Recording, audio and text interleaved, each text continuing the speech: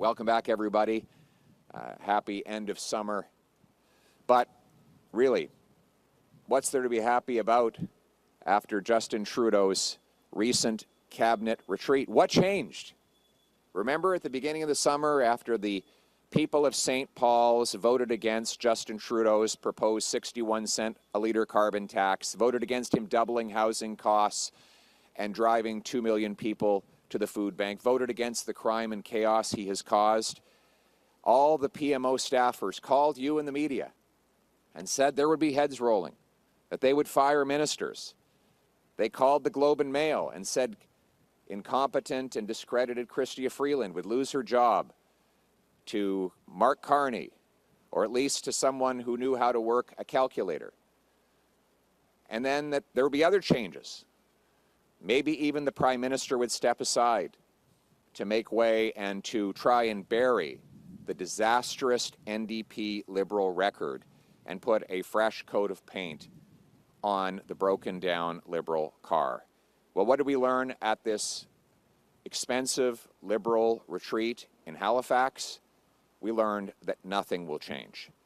That Chrystia Freeland, who's been Canada's worst ever finance minister, helping to double our national debt and drive inflation to its worst in 4 decades, will stay in her job. Sean Fraser, who destroyed what was the best immigration system in the world, will stay in his job. The crazy carbon tax minister, Stéphane Guilbeault, who wants to ban trucks, roads, and plastic straws while Liberals legalize crack and heroin, he's going to keep his job as well.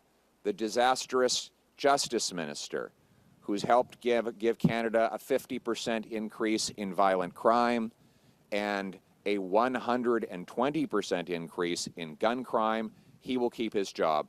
But most important of all, Justin Trudeau, the man who is not worth the cost, announced that he will too will keep his job.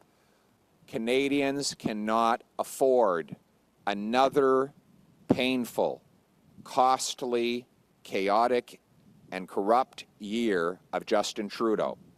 He will not quit. He must be fired.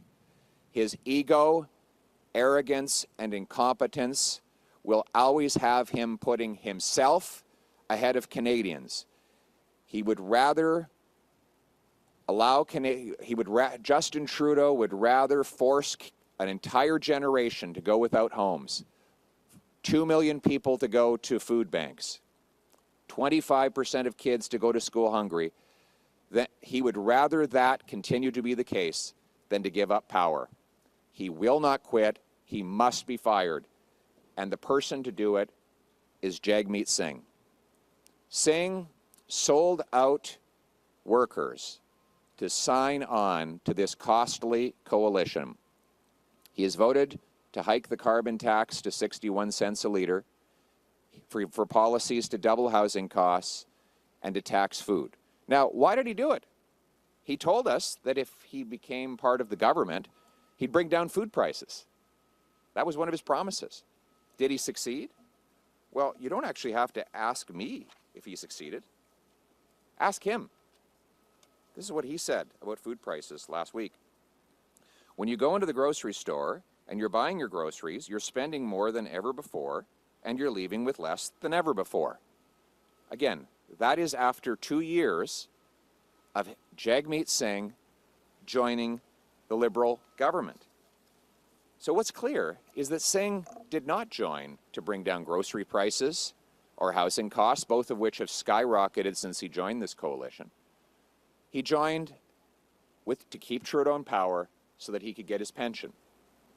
Jagmeet Singh is trying to delay the election until after February of next year so that he can qualify for a $2.2 million taxpayer-funded pension.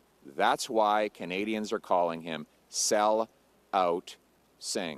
My message to SelloutSingh is this: put the people ahead of your pension. Break the costly coalition with Trudeau to trigger a carbon tax election. where Canadians can choose between the costly coalition of the NDP Liberals that tax your food, punish your work, take your money, double your housing cost, and unleash crime and chaos in your community, or common sense Conservatives who will axe the tax, build the homes, fix the budget, and stop the crime. Axe the tax, build the homes, fix the budget, stop the crime to bring it home for our country. We'll bring home lower prices by getting rid of the carbon tax, which will not only lower the cost for farmers and truckers to bring us food, or for Canadians to heat their homes or gas their cars, but will unleash $25 billion more of GDP every single year, according to Finance Department publications from this Liberal government. We'll enact a bring-it-home tax cut to make our taxes simpler, lower, and fairer. The goal is to bring home more powerful paychecks and production to this country. We'll get rid of the government gatekeepers to allow us to produce our clean Canadian natural gas, our vital minerals, our oil, our forestry products, and to bring home production to this country. We'll get rid of the gatekeepers by allowing our brilliant immigrants to take a Blue Seal exam and get working in their professions so we have more doctors and nurses. We will get rid of the government gatekeepers to build the homes. We will require local municipalities speed up permits, free up land, and cut development taxes as a condition of getting federal funds to build 15% more homes per year. We'll sell off 6,000 federal buildings and thousands of acres of federal land to build, build, build, build. We'll cut taxes on home building. We'll back the trades because we need the boots and not suits in order to build those homes.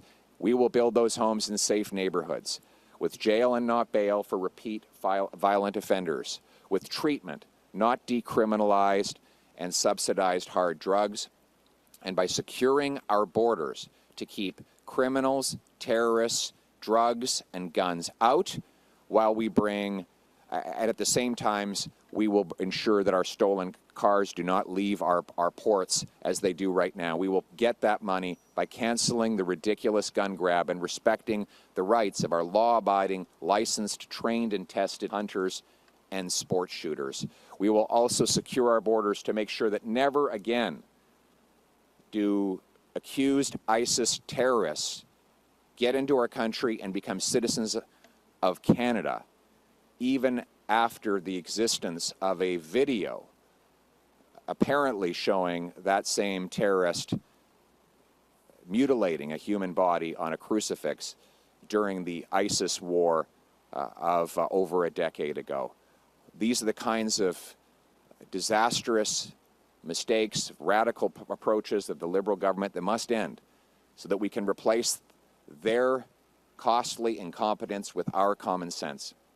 And the result will be a country where hard work again earns a powerful paycheck and pension that buys affordable food, gas, and homes in safe neighborhoods under a proud Canadian flag in the country we know and love, Canada. Let's bring it home.